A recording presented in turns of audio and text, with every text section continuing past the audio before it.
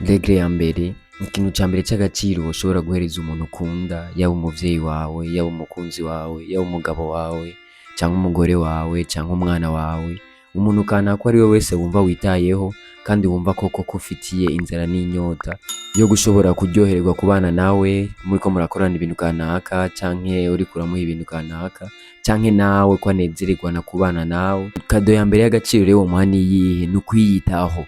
Nkivuga ko iryo jambo kwiyitaho ndazi ko abantu benshi mudashobora kubitahura canke ushobora kuvyumva. Reka nyentere ngirako ndabaha akarorero. Par exemple wowe musheri wawe canke umuvyeyi wawe canke undi muntu wese ukunda, umwe wese abona ishusho y'umuntu kanaka akunda. Ni ikihe kintu kanaka ubona woshobora kumuha kugira ngo ushobore kubona ko kimunezereye?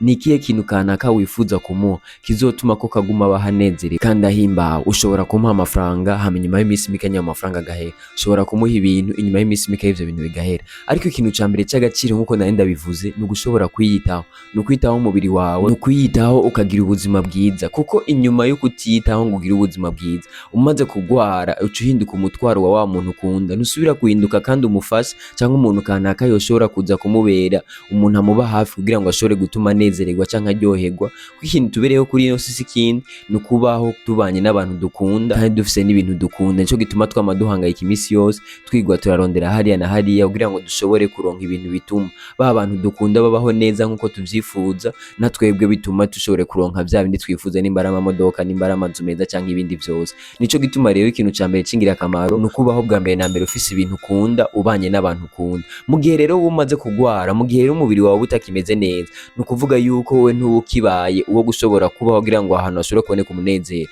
aho kuhinduka umutwaro wa muntu ukunda. Nico gituma ari ikintu nariko ndavuga dushobore kucumva neza no gushobora kugitahura. Nimba uzi ko hari ikintu kanaka ukwiriye kibangamira umubiri wawe, docteur canke undi ari we wese yaramaze kukibuza, nimba ari ibisuka canke ibindi vyose vyose, kubera iki utoshobora kubiheba kugira ngo ushobore kugira ubuzima bwiza? Nimba uzi ko hari ikintu kanaka, nimba ari alcool canke ikindi cyo cyose ukinyoye kibangamira umubiri wawe, kubera iki utoshobora kugiheba kugira ngo ushobore kugira ubuzima bwiza? Kuko mu gihe umaze kugira ubuzima bwiza, ntushobora kuba umufasha w'abandi, ntushobora kuba umuntu ashobora kugira ico aterereye muri societe. Ariko mu gihe nawe utagifise ubuzima bwiza, kuko mu gihe nawe utagifise umubiri umeze neza, mu gihe utakiri normal mu mubiri wawe, ntuba ukibaye inyishu y'abandi, ahubwo nawe wisanga wahindutse umutwaro w'abandi. Ciye nibuka iki kintu kivuga ngo umwana w'umuntu yama afise ivyifuzo vy'ibintu kanaka yifuza gushikako, gushika umunsi agwariye. Umunsi agwariye ntihasigarana icifuzo kimwe. Ibindi bihe vyose aba afise ibintu vyinshi yifuza, ndashaka kuja hariya, ndashaka gukora biriya, ndashaka kuba muri biriya na biriya na biriya,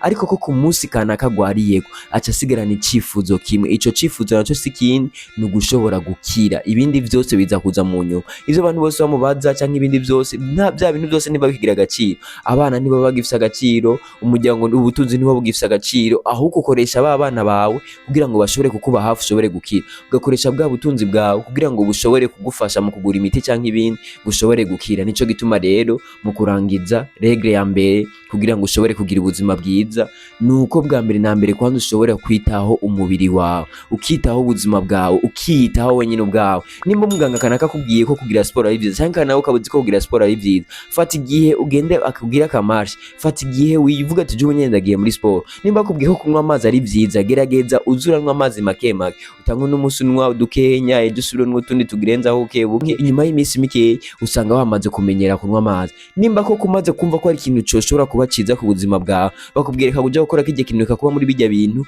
gerageza uburyo bwose ushobora kwitandukana na bijya vyose kugira ngo ushobore kugira ubuzima bwiza. Kuko umaze kuba ubuzima bwiza, ushobora kuba umuntu wingira akamaro muri societe canke mu kibano bayeho. Ariko naho ni wamara kugwara canke umubiri wawe ugatangura guhinduka, ugatangira ubuzima bumeze nabi, ugatangura kugira ubuzima bwuzuye ingwara, ntuzoba ukibaye inyishu muri societe, ahubwo naho uzoba umaze guhinduka umutwaro. Nitwibagire kugira like, follow canke subscribe kugira ushobore kubandanya tubana no mu bindi biyago. Ubu tugiye kuza turabaha amaregle ku munsi yoshobora kuzadufasha kugira ngo dushobore kubandanya tubaho neza, kugira ngo dushobore kubandanya tubaho dufise ubuzima buzira umuze kandi twuzuye umunezero, kugira ngo kuri ino dushobore kubandanya tuyibaho tubanye n'abo dukunda kandi dufise n'ivyo dukunda, umwe wese ku rwego rwiwe n'ivyo atunze. Naho gutaha tuzosubira mu yindi video.